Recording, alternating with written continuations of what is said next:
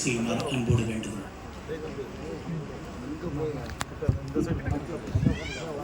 கலை தாயின் தலைமகனும் தமிழ் தாயின் தவப்புதல்வனுமா திகழ்ந்து சரித்திரம் படைத்திட்டு எங்களது நெஞ்சம் நிறைந்த இயக்குனர் இமயம் அப்பா பாரதிராஜா அவர்களுக்கும் தமிழகத்தின் திரைப்படத்துறையில் சாமானியனுக்கான இயக்குனராக திகழ்ந்து நடிகராக இருந்து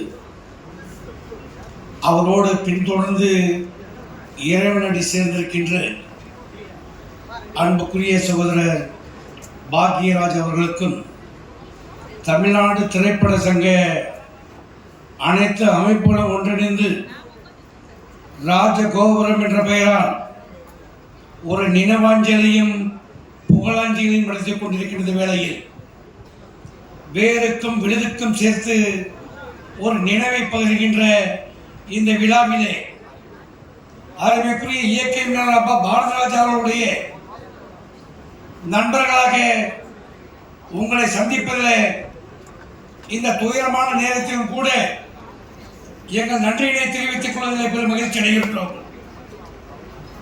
அவர்களுடைய புகழ்களை நினைத்திருக்கத்தக்க வகையில் அன்புக்குரிய சகோதரர் ரத்னகுமார் சொல்லியது போல மரணத்தை வென்ற மாபெரும் தலைவர்கள் அவர்கள் மனித குலத்தினுடைய இறைவனுடைய ஆசியும் அருளும் பெற்ற ஒரு அற்புதமான அவர்களுடைய படைப்பு. அப்படிப்பட்டவர்களை நினைவு என்ற வேளையிலே ஒரு சில விஷயங்களை பற்றி சொல்லிவிட்டு மரியாதைக்குரியவர்களே, உங்களுக்கெல்லாம் பாரதிராஜா அவர்கள் ஒரு இயக்குனராக ஒரு சமூக புரட்சியை திரைப்படத்தில் உருவாக்கியவராக, ஒரு திரைப்படத்தை திசையை திருப்பியவராக, ஒரு தமிழ் திரைப்படங்கள் ஒரு பிதாமகனாக உங்களுக்கு தெரியும். இந்த விழாவிலே ஒரு 3 நிமிடத்தில் ஒரு இடம் சேர்த்து எடுத்துக்கொண்டு அவரை பற்றி நான் பதிவு செய்ய வேண்டும். காரணம், பாரதிராஜா என்ற பிறப்பு, பாரதிராஜா என்ற மனிதன் அக்கினி குண்டத்திலே பிறந்தவன், நெருப்பாற்றிலே நீந்தியவன். காரணம், ஒரு ஒடுக்கப்பட்ட அடக்கப்பட்ட நசுக்கப்பட்ட ஒரு சமூகத்தினுடைய மகனாக பிறந்து வெடித்து கிளம்பி தன் புகழின் உச்சத்தை தொட்டவர்.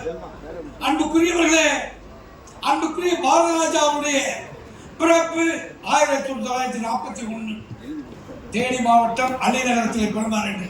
ஆனால் உங்களுக்கு தெரியும், கலைஞர்களெல்லாம் இறைவனுடைய கலைஞர்கள், இறைவனுடைய பிள்ளைகள்.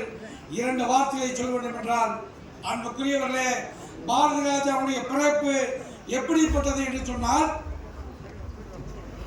உலக வரலாற்றில் எத்தனையோ போராட்ட குழுக்கள், எத்தனையோ போராட்டங்கள், எத்தனையோ தியாகங்கள், எத்தனையோ தூக்கு மேடைகள், எத்தனையோ துப்பாக்கி குண்டடிகள் என்று பல தியாகங்கள் பண்ண பல குழுக்கள் மத்தியிலே, பல போராட்டத்தின் மத்தியிலே அவர் ஒரு தலைமுறை 30 ஆண்டு காலம் ஒரு ஒட்டுமொத்த சமூகமே இளமையை இழந்த சமூகம்.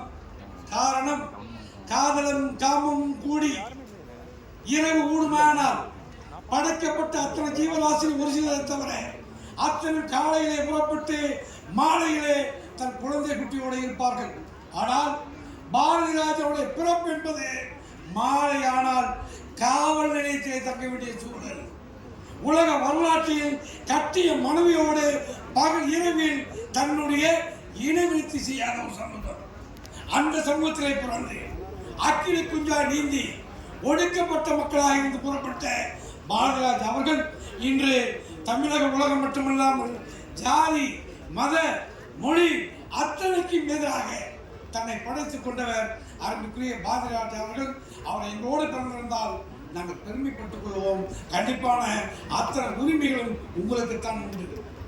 அந்த அடிப்படையில் பாரதிராஜாவுடைய கடைசி கனவான, அவருடைய லட்சியமான அந்த சமூகத்தினுடைய ஒரு வரலாறு, ஒரு ஜாதிய வரலாறு அல்ல, ஒரு தேசிய வரலாறு என்பதை, தியாக வரலாறு என்பதை எடுத்துக்காட்ட கடும் முயற்சி எடுத்தார். அதுதான் குற்றப்பரம்பரை என்ற ஒரு படம். அந்த படத்தை எப்படியாவது அருமைக்குரிய சோதரர்களே அந்த கனவை நனவாக்கதோடு உங்கள் அத்தனை பேரும் சார்பாக கேட்டுக்கொள்வது, அந்த மாபெரும் மனிதனுக்கு அங்கே அடக்கம் செய்யப்பட்ட அந்த புனித இடத்துல ரத்னகுமார் சொல்லியது போல அலை அலையாக மக்கள் வந்திருந்து அவரை ஆசை பெற்று சென்று கொண்டிருக்கிறார்கள்.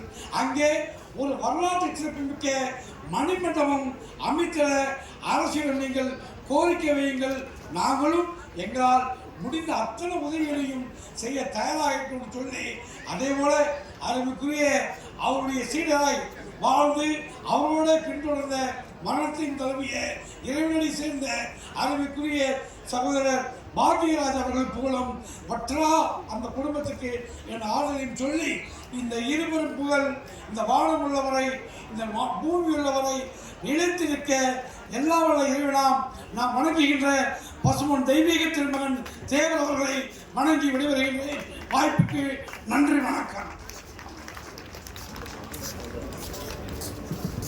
பேராசிரியர் முத்துக்குமார் அவர்கள் 3 நிமிடங்களில் உரையாற்ற அன்போடு வேண்டுகிறோம்.